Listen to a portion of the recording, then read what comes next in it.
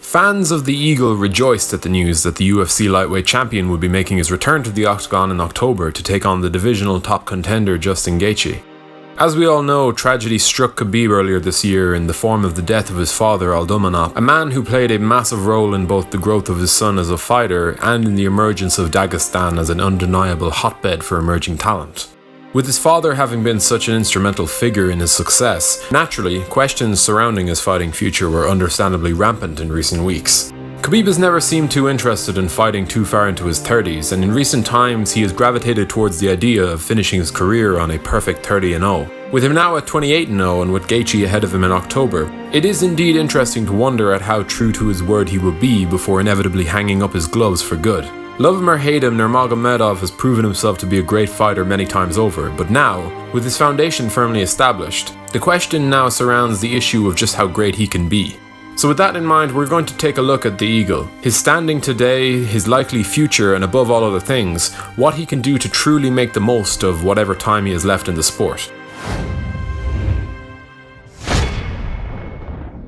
So the first question for me is, if he did decide to retire today, where exactly would he fall within the annals of MMA history? 28-0, 2 successful defenses of his lightweight crown, barely lost a round as a professional fighter. I do think that it's important to differentiate between the idea of being the greatest fighter of all time in terms of your achievements, and the greatest in terms of your skill level. In terms of what we have seen from Khabib, his dominance, technical excellence, innovation, and his overall mastery of his craft, I have no problem placing him as one of the greatest fighters I've ever seen. If we're speaking purely about Khabib as an example of what a mixed martial artist can be in there inside the cage, there's no doubt that he is among the very best of the best to ever do it. But of course, that's not always the full picture.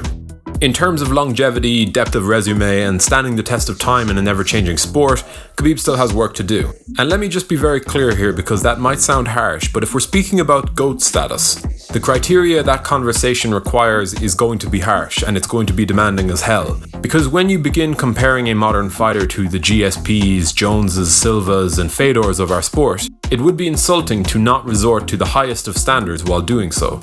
So in terms of what we see inside the octagon, there is every chance that Khabib could be the greatest fighter we've ever had the pleasure of watching. No fighter has been as completely and utterly dominant, so seemingly unbeatable that even the briefest moments of danger are pointed to by his detractors as proof that he is in fact human. And while that makes Khabib a special talent, it's not enough to warrant the title of GOAT in my book yet. Fighting just 6 times in the last 6 years is not the type of return that fills me with confidence about seeing the Eagle extend his lightweight title defenses into that truly dangerous territory that was reached by the likes of George St-Pierre, Anderson Silva, and Demetrius Johnson. History has proven that the single most difficult challenge that a champion can overcome is to face and defeat the contenders of your own era before doing the exact same thing when that newer crop of talent comes through. MMA is a constantly evolving sport, and even today you can see the influence that Khabib's truly unique approach is having. That pressure-intensive, wrestling-heavy style now comes with a massive surge in the use of the aptly named Dagestani handcuff. Khabib is playing his part in changing the sport. I mean, how could a fighter that dominant not? When a problem like the current lightweight king comes around, the sport is forced to adapt and evolve to produce the answer. The younger athletes in the gym will be taking notes as they go, watching as the latest approach in the mix of martial arts rises to the top.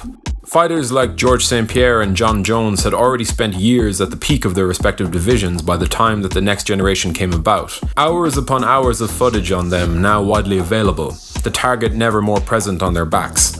Khabib for me has everything but the longevity needed to make a claim at being the greatest of all time. Edson Barbosa, Michael Johnson, Rafael dos Anjos, Conor McGregor, Al Iaquinta, Dustin Poirier. Khabib's best victories in the UFC, but all fighters who either debuted in the promotion before his arrival or in that same window of time. Though undoubtedly as impressive as any fighter who has ever made the walk to the octagon, we're talking about the highest of high standards here, and for me, his inactivity and the brevity of his dominant reign hold him back in this discussion for now. So what can Khabib do to further his claim at being the GOAT? Well, firstly, 30-0 might not cut it. If we were to assume that Khabib has 2 more fights left, in my eyes, the 2 names that would carry the most weight in truly securing his legacy would be, of course, Justin Gaethje, and then a win over the welterweight king Kamaru Usman. It's not a fight that's likely to happen for sure, but if Khabib does intend on retiring with 30 career fights, that final milestone would require an almighty achievement to make his case for GOAT status valid. Again, I do think that there's a chance that Khabib is the greatest fighter of all time in terms of his talent and overall technical ability, but this is an important distinction to make once again. If he did decide to defend his lightweight crown, be it against Tony Ferguson or even in a rematch against Dustin Poirier or Conor McGregor, assuming that he won, he would leave the sport with 4 successful defenses of his belt.